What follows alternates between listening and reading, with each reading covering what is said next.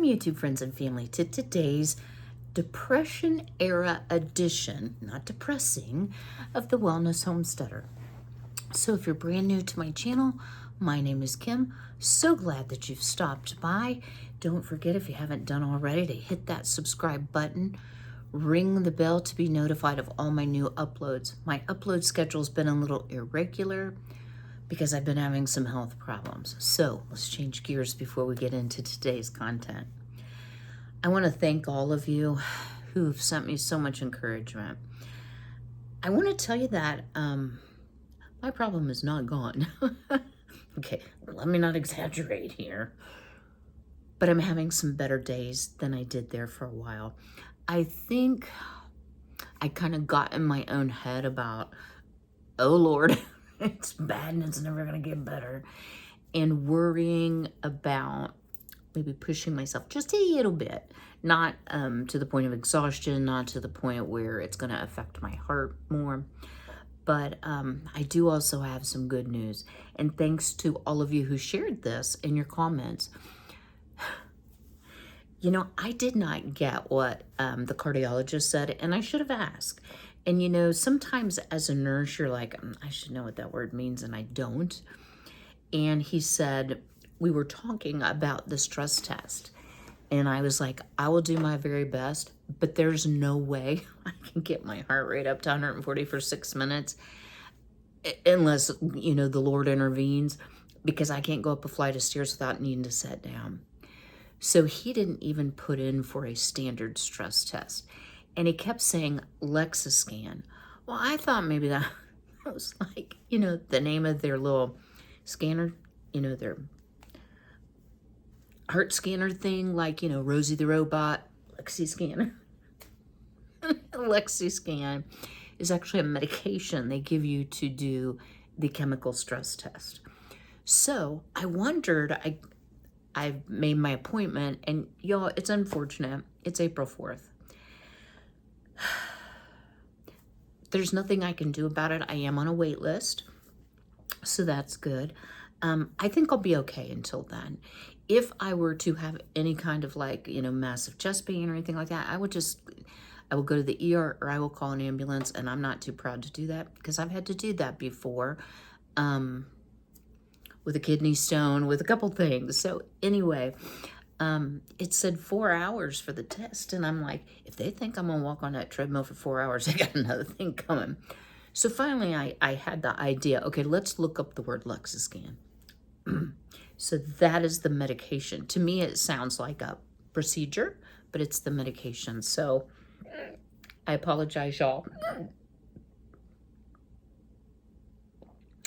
I do wonder if all these hiccups have something to do with my heart, but at any rate, I don't think so because I've had them all my life. Pardon me, by the way. They start an IV. I'll be praying to sweet baby Jesus because, y'all, I'm a very, very difficult IV insertion. I usually have to have, like, if I'm going to have a surgery, they put in a PICC line. But for this test, it should be okay. Somebody will get it in. I'll show them where, like, my best veins are, and they usually appreciate that. But at any rate, and it automatically raises your heart rate. And then they do perfusion scans to see how the coronary arteries are perfusing or supplying your heart muscle. Okay, enough medical talk. I try not to get too, like, nursey, but a lot of you know a lot more than I did, because everybody was like, you don't need to fail the walk on the treadmill test to get your insurance to approve it, because you have other things going on, like shortness of breath. And indeed, you were right. I didn't have to call them. I kind of knew when I got that notice that it was 4 hours. I was like, something ain't, you know, mathing here. The math ain't mathing. So anyway, pardon me for taking a drink. I was thinking the other day about the cost of groceries. And my son and I love to talk about recipes and food. I've shared before, he's an amazing chef. That's not his profession, but he can cook for me any day of the week. And he also has, he'll eat anything. He'll try anything.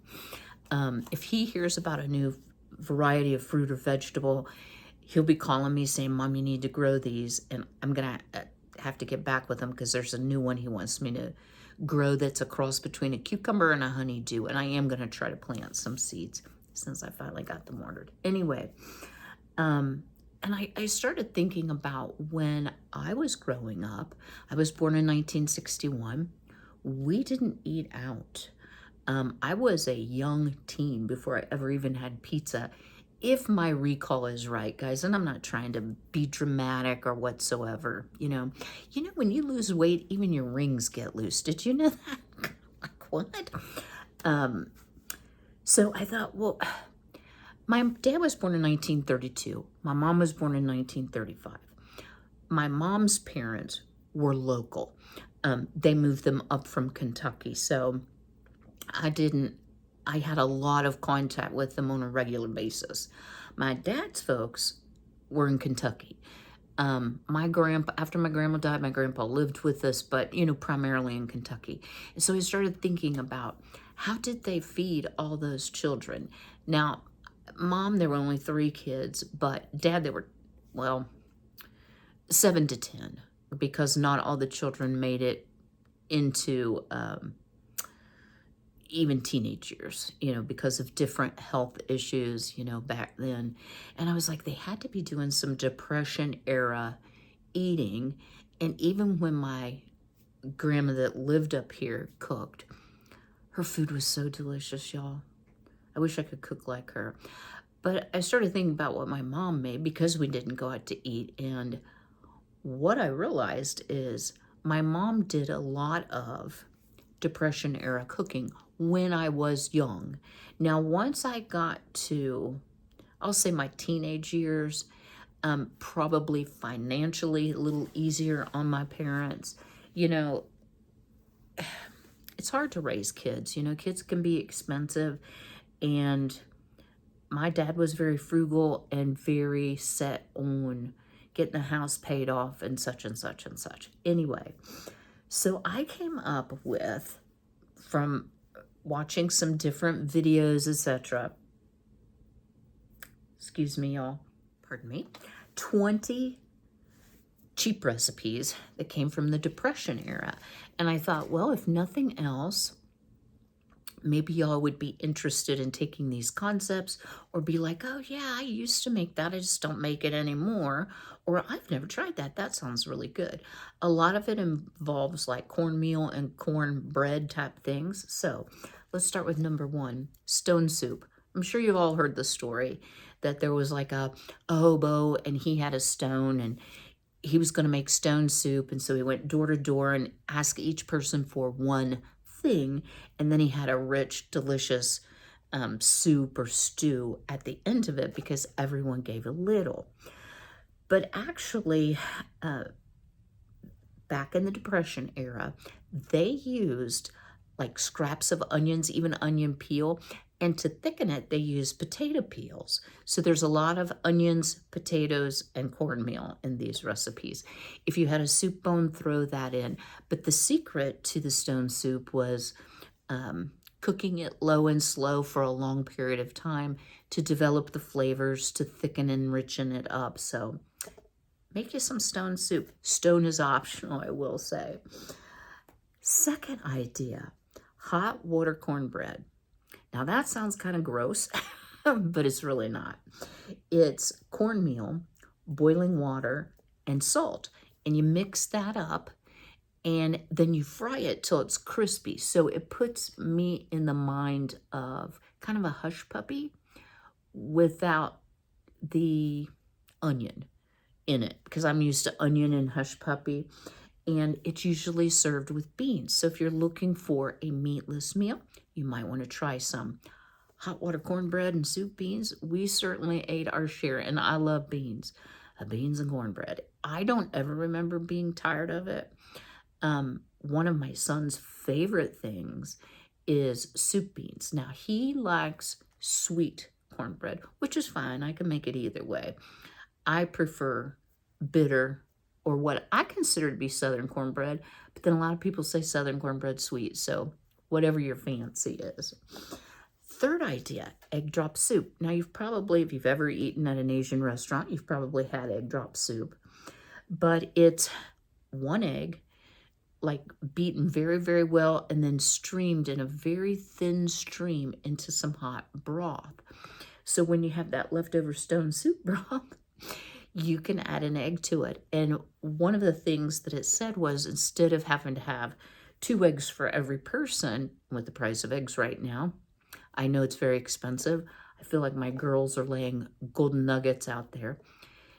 You can imagine what the cost would be. And if they didn't have their own hens, there may have been a supply or a scarcity issue from time to time. So 1 egg, they said, can serve in a soup up to 6 people. Well, that's a far cry from a dozen eggs to feed 6 people. So that's a good idea. Number 4, potato soup. I love me some potato soup, but I thought that doesn't really impress me as a Depression era thing, because there was limits on dairy and on some items that you might put in potato soup.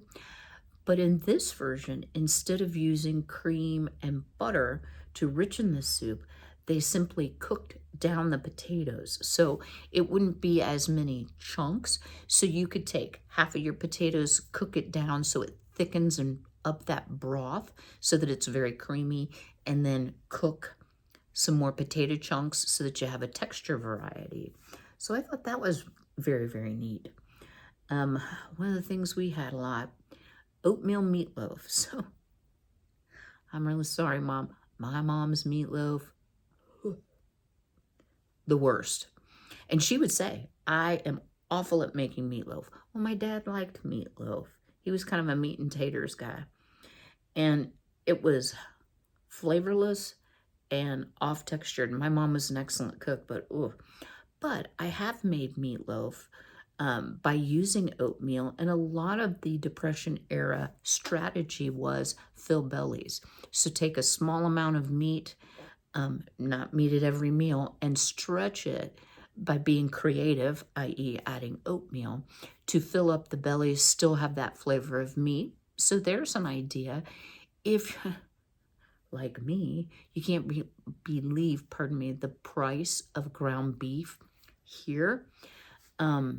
Unless it's just a really good store special, I eat almost no beef anyway because of the cost. It's like $6.98 for the lower fat ground beef. And then when you buy like the 85-15, that's cheaper, that you can sometimes get for $5, it tastes like nothing. And then you have all this grease that you have to deal with. So if you could take like a pound of the higher quality ground beef and split it in half and double it up. I know Tessie does a lot of meat cutting out and meatless meals on her channel as well. Number 6. Now I'm going to tell you, I wouldn't eat this. And it's very much a Cincinnati thing. I'm not from Cincinnati.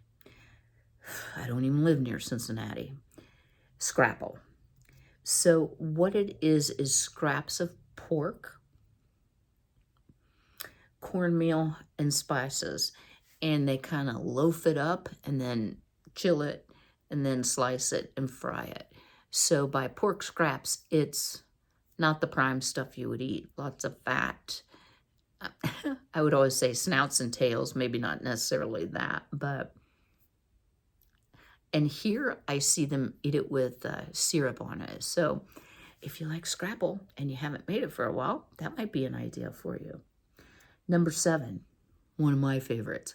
Baked beans were very popular, and we had a lot of baked beans. And my mom would just use whatever.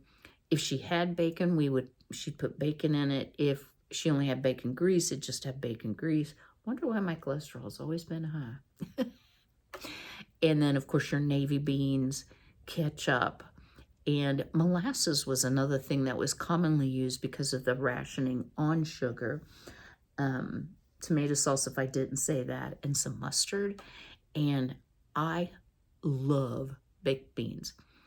My sadness is I like them very sweet, which is not super great. And I also like them with a lot of bacon grease and bacon and onion in it, which is not real great for your cholesterol. But you could make a healthier version and use some sugar substitutes. That would work if you happen to have a sugar restricted diet. And if you have a fat restricted diet, you could use turkey bacon, or just leave the meat out entirely. Number 8. Now this was interesting because I'd never heard of this. Bacon and onion sandwich. And I'm like, well, bacon, good. Onion, good.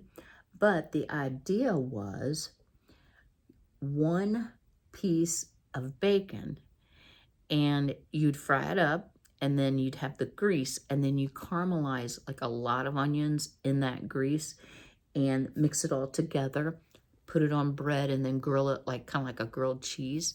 So you had that essence of bacon, that sweet yum of a caramelized onion, but you're only using 1 piece of bacon per sandwich. All right, next idea. Now this, my grandma did. I don't ever remember eating it, but she threw nothing away. And once they moved to town and they didn't have, hens that would eat the scraps, she tried to use everything she could. So when she would peel potatoes, maybe making mashed potatoes or, something where the potato would be peeled, she could fry those potato peels. Now, she used a lot of lard, but you could fry them in bacon grease for some additional flavor. Season them up however you like, salt and pepper or paprika or something hot and spicy. You could go Italian. There's so many options. And these are actually served nowadays in like gastropubs as like the latest and greatest. And it's really from the Depression era. So maybe try frying up those potato peels after you scrub them really good and clean. Now, number 10. Y'all, I want you to know I'm not being disrespectful. This is actually what it's called. It's called slumgullion. SLUMGULLION.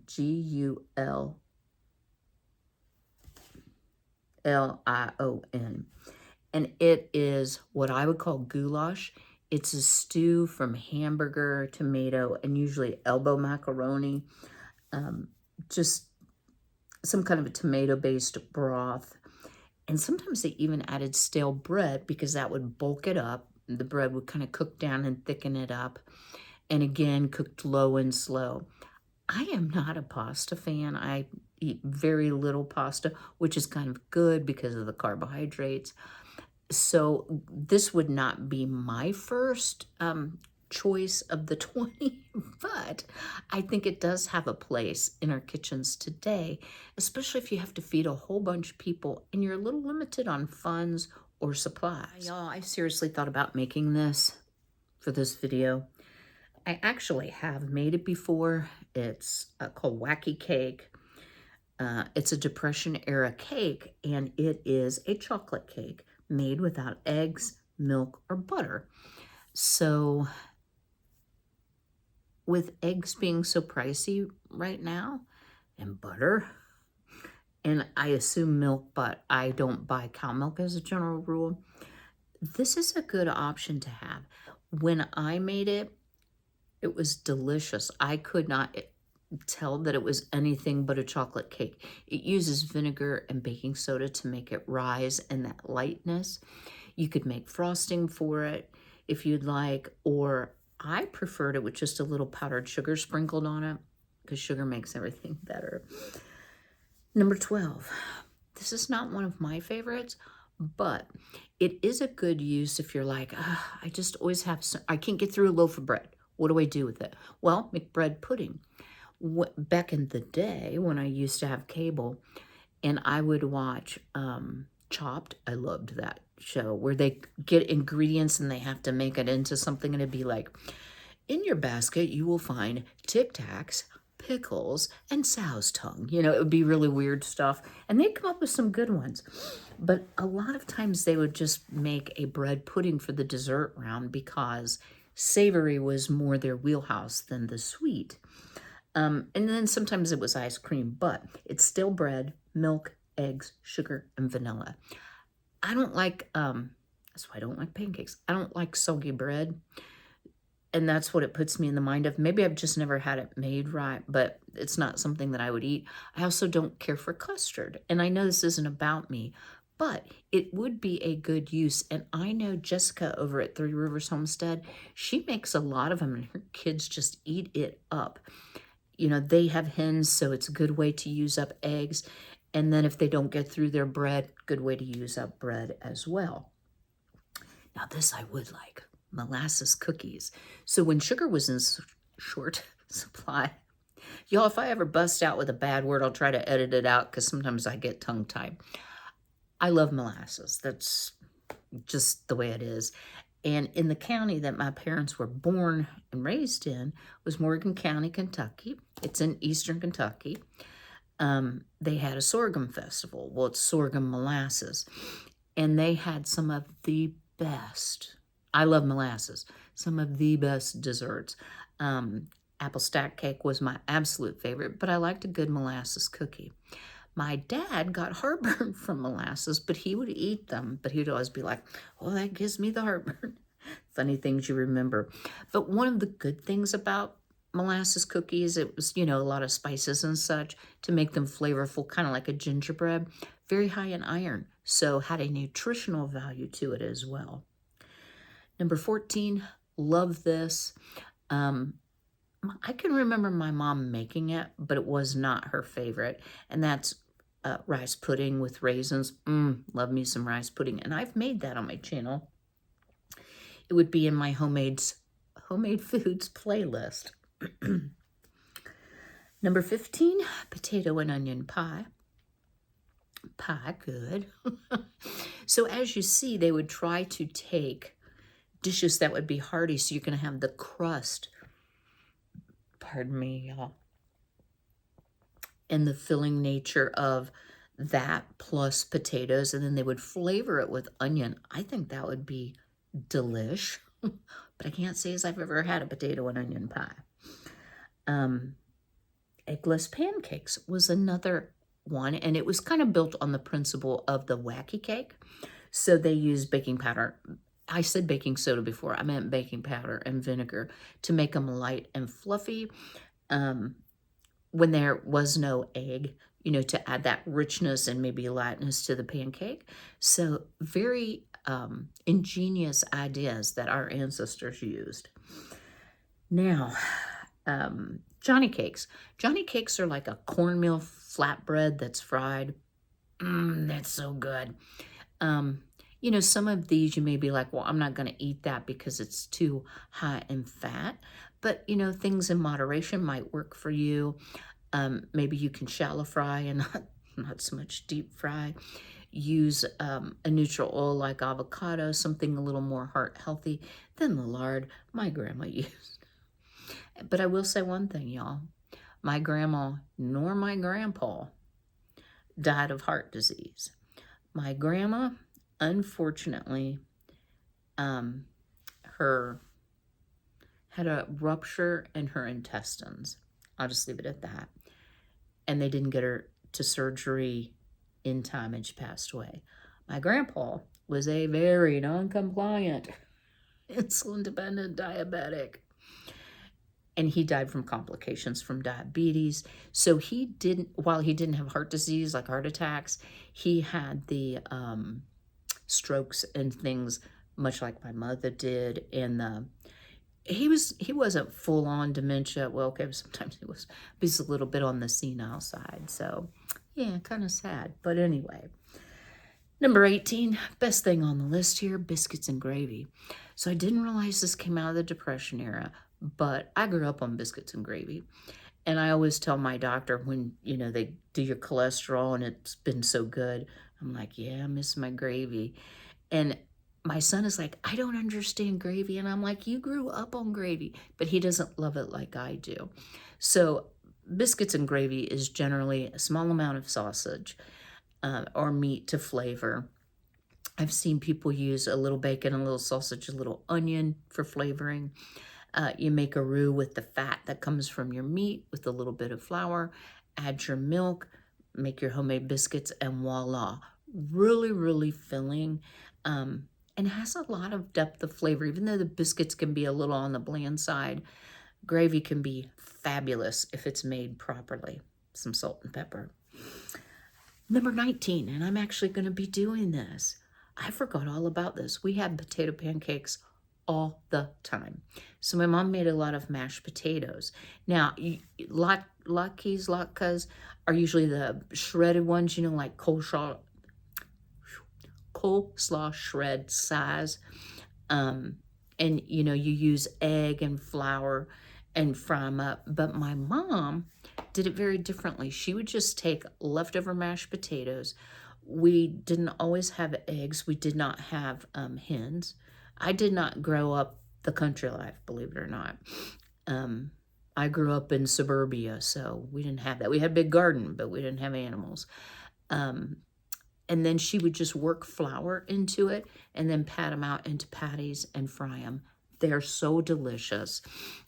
So delicious. Fry them slowly in some butter. Very, very good. So if you have some leftover mashed potatoes and you're like, this is what sometimes happens to me. I can't face mashed potatoes one more time. I've eaten them every day this week. Well, potato pancake to me tastes totally different. So good use for leftovers. And that's what a lot of this Depression era cooking was about, using the whole product and not wasting anything.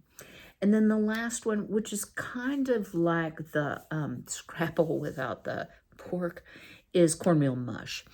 And it's basically kind of like a hot water and cornmeal, and you can put other things in it depending on the recipe. The application can be sweet or savory. It's usually formed into a loaf and then sliced and fried. So there was a lot of, I see, a lot of fried foods, but I thought some of these were really good ideas. I definitely want to make some rice and raisin pudding because that is easy, y'all, my fellow diabetics. You can use artificial sweetener. It comes out just fine. Definitely want to make some potato cakes.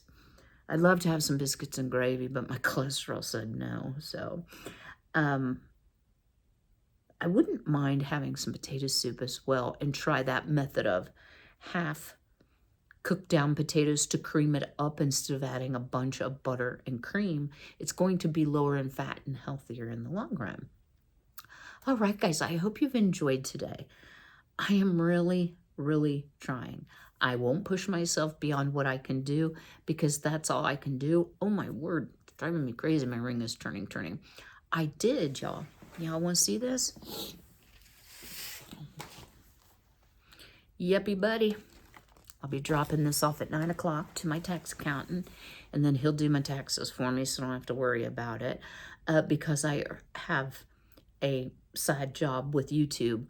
My taxes aren't just short form. And amazingly enough, this was the year of the dentist. I had over $7,000, y'all, in dental expenses, and I'm not done paying. I do have an appointment on the 10th of this month to, they'll do the scans, the measurements for these two here. So that's a good thing. So slowly but surely, I'm chipping away at what I need to do. Uncle Steve is back in town. I'm trying to get feeling just a little better and get caught up on all these little odds and ends. Tax appointment, 14,000 appointments with the doctor. Y'all, if they call me one more time about, would you like to pay for your tests now? No, I will pay when I get there. Because, I don't know, I might get hit by a potato truck before then, and I'm not giving you $99 till I get there. Oh, Lordy, y'all. But at any rate, I'm so grateful to the Lord for answering my prayers that I do feel a little more energetic. I need to go out and get my girly girls fed. It's 6 o'clock a.m., and I wanted to tell you, we're supposed to have some weird weather, and I know there's been a lot of severe weather activity across the U.S., and I'm thinking all of you involved, whether it's fires or tornadoes. We're actually under a wind advisory with 45-mile-an-hour forecast. I just live in a really windy area. That's not that unusual, but it does kind of wreak havoc on things, branches flying around, and the chickens don't like it. And it was 66 for a high. It was probably a record yesterday. And it was 54 when I got up, and I'm like, well, this is great. My heat didn't run all night. This is really wonderful. Yeah, it's going to snow tonight. I'm like, I don't know whether to wear flip-flops and shorts or sweats like I have on today, because the weather's just so all over the place. And I feel bad for the chickens because they had such a good day yesterday, but they won't have a very good day today because they'll be like, wait a minute. And they don't like the wind. They do not like the wind. I think it just makes them feel uneasy, and it definitely makes me feel uneasy. So I'm going to run out. I've got 2 errands to run. I have to pick up my blood sugar strips, drop off my taxes. I've got some groceries ordered so that I won't have to worry about that, over the weekend. What I'm finding is when I do the delivery orders on the weekend, a lot of things are out of stock, where if I do it through the week, I don't seem to have as much problem. So I appreciate your all's time today. I hope this was helpful, enjoyable. I still owe you my garden planning video. Like I said, I did get my seeds ordered. I'm super excited about that. But y'all, my garden is not going to be the big production that it usually is, unless something changes and I decide I feel up to doing it. I just don't want to commit to something and then waste food. So yeah, that's kind of where I am. And I've had a couple ideas about maybe I'll do some space sharing with some of my friends if they want to take on a bed and weed it and water. I wouldn't care to water it for them, but yeah, yeah, you can weed your own bed. But it might be beneficial for both of us. So anyway, do me a big favor if you would. Go ahead and smash that like button. Drop me a comment below. Which of these Depression era cheap recipes do you want to add to your menu planning coming up soon here, if any? I would love to hear from you. So I will see you very soon. But until then, be healthy, be well, be blessed, and take care.